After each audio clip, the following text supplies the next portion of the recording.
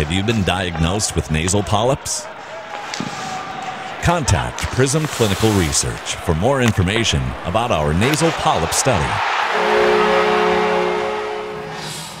The Wild unfortunately start the 5-game road trip with a tough 4-1 loss tonight to the Tampa Bay Lightning. It's time for Wild Breakaway, presented by Prism Research.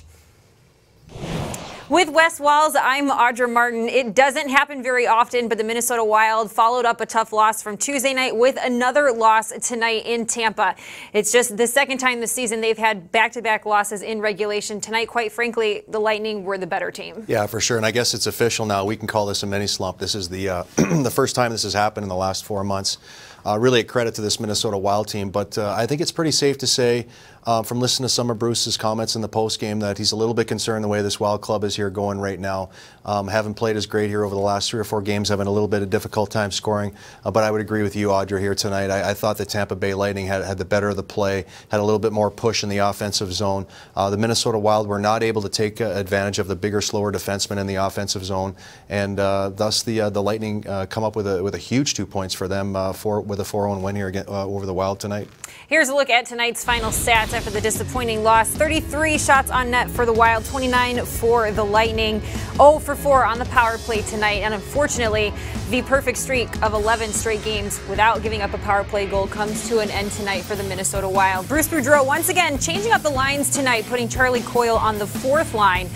He likes to do that a lot. He says he doesn't, but here's his comments about his idea to change things up once again.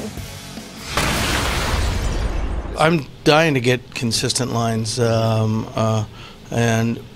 I really, believe it or not, dislike changing them. But I mean, some guys are not playing, as well as they should, and sometimes that means they don't deserve to play up into the position that they're playing. So, we'll have to just regroup and see what we do tomorrow.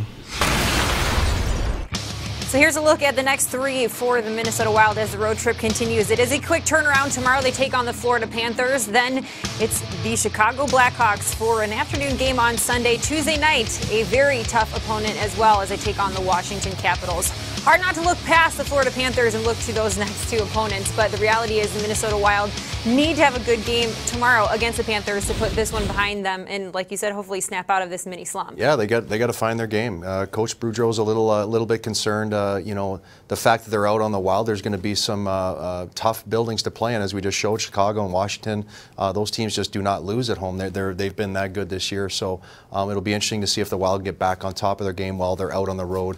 The Wild's team speed here really over the last maybe 10 days or so has been a little bit of a concern for me. I would not be surprised to see Jordan Schrader draw back in, get his speed back in the lineup. I'm not sure exactly who would come out, but I wouldn't be surprised to see Jordan Schrader back in the lineup tomorrow night. Well, much like tonight's opponent, the Florida Panthers are still hoping to keep their postseason hopes alive, so they will most likely be playing some desperate hockey tomorrow night. We'll see if the Wild can shut things down in the Sunshine State. We look forward to seeing you tomorrow night. For Wes Walz, I'm Audra Martin. Thanks for joining us on Wild Breakaway, presented by Prism Research.